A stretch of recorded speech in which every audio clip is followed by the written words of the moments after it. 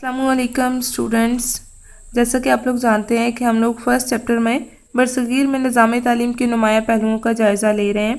مقاصد تعلیم اور نصاب تعلیم بڑی تفصیل سے ہم لوگ پڑھ چکے ہیں۔ آج ہم لوگوں نے تدریسی طریقوں کا جائزہ لینا ہے، تو آپ لوگ بک کا پیج نمبر 19 اوپن کریں۔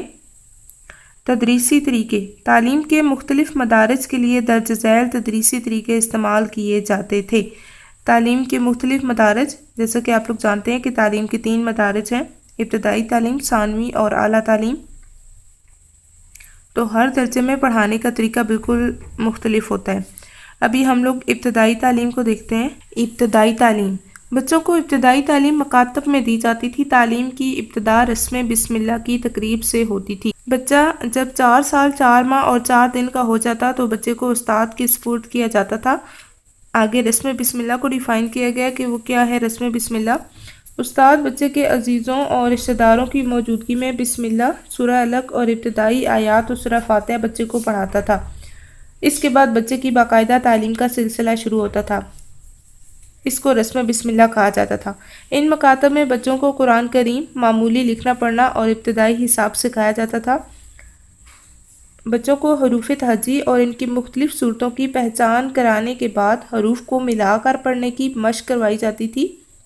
یعنی پہلے حروف تہجی کی پہچان اور اس کے بعد حروف کو جوڑ کے لفظ کیسے بنانا ہے۔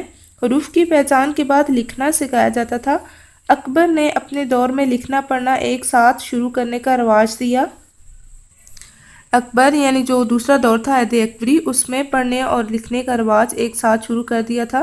چنانچہ حروف تہجی لکھنے کے ساتھ ہی ان کی شکلیں اور نام یاد کروائے جاتے اور مسلسل مشق کے بعد، مشق ہوتا ہے بار بار ایک ہی کام کو کرنا، مسلسل مشق کے بعد بچے پڑھنے کے ساتھ ساتھ لکھنے کے قابل بھی ہو جاتے تھے۔ اس کے بعد آگے ہم دیکھیں گے ثانوی اور اعلیٰ درجات میں تدریسی طریقے۔ ابتدائی تعلیم کا تدریسی طریقہ آپ نے دیکھ لیا کہ بچوں کو کیسے پڑھایا جاتا تھا۔ 4 سال 4 ماہ اور 4 دن کی عمر میں بچے کو استاد کے حوالے کیا جاتا تھا اور استاد رسم بسم اللہ سے آغاز کرتا تھا۔ رسم بسم اللہ کو بھی آپ لوگوں نے پڑھ لیا کہ کیا تھی، اور اس کے بعد مکتب میں معمولی لکھنا پڑھنا، روزمرہ کے جو حساب کتاب تھا، ابتدائی حساب کتاب، وہ سکھایا جاتا تھا۔ حروف تہجی کی پہچان سکھائی جاتی تھی۔ حروف کو ملا کے لفظ بنانا سکھایا جاتا تھا۔ اور اس کے بعد ابھی ہم دیکھیں گے کہ ثانوی اور اعلیٰ درجات میں تدریسی طریقے کون سے تھے۔ ثانوی اور اعلیٰ درجوں میں عام طور پر مندرجہ ذیل تدریسی طریقے رائج تھے۔ سب سے پہلے تقریری طریقہ تدریس۔ تقریری طریقہ تدریس یعنی لیکچر میتھڈ تھا۔ تو لیکچر میتھڈ میں کیا ہوتا ہے جی؟ تقریری طریقہ بہت قدیم ہے اور ہندوستان کے تقریباً تمام مدارس میں ثانوی اور اعلیٰ تعلیم کے لیے یہ طریقہ رائج تھا۔ اساتذہ مضمون کے بارے میں طلبہ کو لیکچر دیتے تھے اور طلبہ اہم نکات نوٹ کر لیتے تھے۔ استاد درس کے حلقہ میں کسی اونچے مقام یا مسند پر بیٹھتا تھا۔ پیچھے ہم لوگ پڑھ چکے ہیں کہ حلقہ سے کیا مراد ہے۔ حلقہ میں کسی اونچے مقام یا مسند پر بیٹھتا تھا اور درس کے بعد طلبہ سوالات کے ذریعے مشکل اور پیچیدہ باتوں کو دوبارہ سمجھ لیتے تاکہ کوئی خلش باقی نہ رہے۔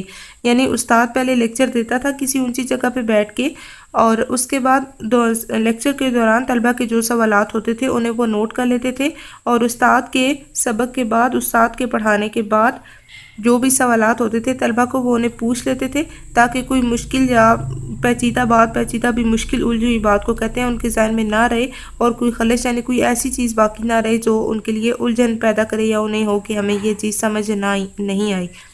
معلم بھی اپنی تدریس کا جائزہ لینے کے لیے پڑھائے گئے مواد سے سوالات پوچھتے تھے۔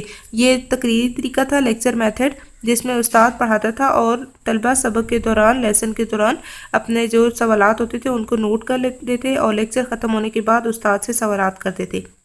دوسرا تھا درسی کتب کا طریقہ۔ درسی کتب کا طریقہ کیا تھا کہ جس میں کلاس میں جو ایک ذہین طلبہ یعنی جیسے مانیٹر یا اساتذہ خود کتاب کی قرأت کرتے تھے، کتاب کو پڑھتے تھے، طلبہ غور سے سنتے تھے اور جو چیز سمجھ نہیں آتی تھی اس کو وہ نوٹ کر لیتے تھے، بعد میں استاد سے سوالات کرتے تھے، یا پھر استاد جو ہے وہ جتنے ساتھ معنی وغیرہ آتے تھے، مشکل الفاظ آتے تھے، ان کو ڈیفائن کرتے جاتے تھے۔ اس طریقہ تدریس میں اساتذہ کتاب کی قرأت کرتے تھے اور طلبہ انہیں غور سے سنتے تھے۔ بعض اوقات طلبہ قرأت کرتے تھے اور استاد غلطیاں درست کرتے جاتے اور عبارت کے مشکل مقامات یعنی جو مشکل الفاظ ہوتے تھے ان کی تشریح بھی کرتے جاتے تھے۔ دوران قرأت اپنے شکوک رفع کرنے کے لیے اساتذہ سے سوالات بھی کرتے تھے، یعنی قرأت کے دوران اپنے شکوک یعنی طلبہ کو جو چیزیں سمجھ نہیں آتی تھی وہ سمجھنے کے لیے استاد سے سوالات کرتے تھے۔ چونکہ طلبہ پڑھائے جانے والے سبق کا باقاعدہ مطالعہ کر کے آتے تھے کہ طلبہ کو اگلے دن جو سبق پڑھایا جانا ہے، طلبہ پہلے وہ سبق پڑھتے تھے گھر میں، اور جو مشکل سوالات ہوتے تھے ان کو وہ نوٹ کر لیتے تھے، نیکسٹ ڈے وہ استاد سے پوچھتے تھے۔ اس لیے ان کے سوالات بڑے جامع اور موضوع کے مطابق ہوتے تھے۔ اگلا ٹاپک ہے جی غیر مطالعہ کا طریقہ۔ یہ کیسا تھا؟ اس طریقہ میں استاد کے سبق پڑھانے سے پہلے طالب علم سبق کا خود مطالعہ کرتے تھے۔ اس کا طریقہ یہ تھا کہ عبارت یا ترجمہ کی جانب توجہ کی جاتی تھی۔ سبق میں جو نئے الفاظ آتے لغت کی مدد سے یعنی ڈکشنری کی مدد سے ان کے معنی دیکھے جاتے اور مطلب سمجھنے کی کوشش کی جاتی۔ اگر ایک دفعہ مطالعہ سے مسئلہ حل نہ ہوتا تو دوسری بار اور تیسری بار کوشش کی جاتی۔ صرف وہی مسائل اساتذہ کے سامنے پیش کی جاتے تھے جو طلبہ خود کوشش کے باوجود حل نہ کر سکتے تھے۔ غیر مطالعہ کا یہ طریقہ کار آج بھی اعلیٰ درجے کے سنجیدہ طلبہ کے لیے بہترین ہے۔ غیر مطالعہ کا طریقہ سے کیا مراد ہے کہ جس میں طلبہ خود اسٹڈی کرتے تھے اور جو چیز ان کو سمجھ نہیں آتی تھی وہ استاد سے پوچھتے تھے۔ اگلا ہے جی بحث و مباحثہ کا طریقہ۔ دوران تدریس سوالات اور جوابات ایک لازمی اور ضروری چیز ہے۔ بحث و مباحثہ کا طریقہ ڈسکس کرنا، جو چیز سمجھ نہیں آ رہی اس کو ڈسکس کرنا۔ مسلمانوں کے نظام تعلیم میں بحث و مباحثہ کے طریقے کو ہمیشہ اہمیت دی جاتی تھی۔ اس طریقہ میں معلم پڑھانے کے لیے پوری طرح تیار ہو کے آتا اور دوسری طرف طلبہ بھی محض خاموش شامل نہیں رہتے تھے بلکہ پوری طرح سبق میں شرکت کرتے تھے۔ بعض اوقات سوالات و جوابات کا یہ سلسلہ مباحثہ کی شکل اختیار کر لیتا اور گھنٹوں میں ختم ہوتا تھا۔ مشہور اساتذہ کے درس میں ہم اکثر علماء بھی شرکت کرتے تھے، یعنی اس دور کے جو علماء تھے وہ بھی ان درسوں میں شرکت کرتے تھے۔ اس طرح بحث و مباحثہ کا معیار بہت بلند ہوتا تھا اور اعلیٰ تعلیم کے لیے یہ طریقہ نہایت کامیاب تھا۔ اس کے ساتھ جو پانچواں طریقہ تھا وہ مانٹوریل سسٹم کا تھا، وہ بھی اعلیٰ اور ثانوی درجہ میں رائج تھا۔ اس کو ہم دیکھتے ہیں کہ یہ کیا تھا جی مانٹوریل سسٹم۔ ہندوستان میں مسلمانوں کے نظام تعلیم میں مانٹوریل سسٹم بھی رائج تھا۔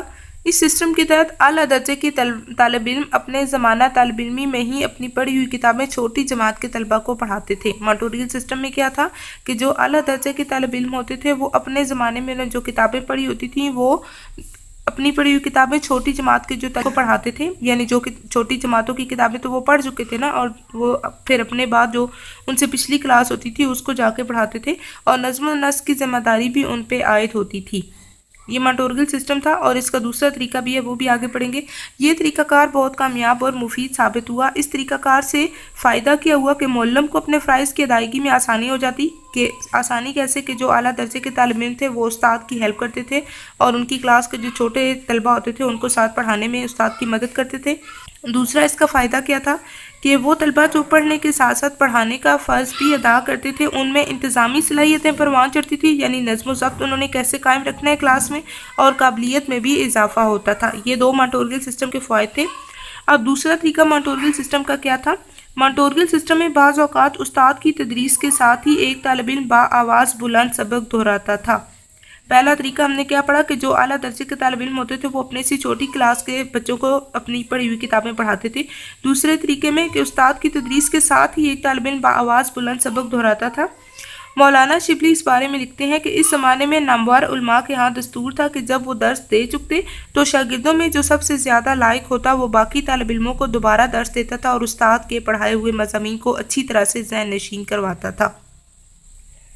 اور یہ منصب جس طالب علم کو حاصل ہوتا، یعنی استاد کے پڑھانے کے بعد جو بچہ آگے اپنی کلاس فیلوز کو پڑھاتا تھا، جو یہ منصب جس طالب علم کو حاصل ہوتا تھا اسے معید کہتے تھے۔ جیسے اب مانیٹر یا پروکٹر کہا جاتا ہے تو تب معید کہا جاتا تھا۔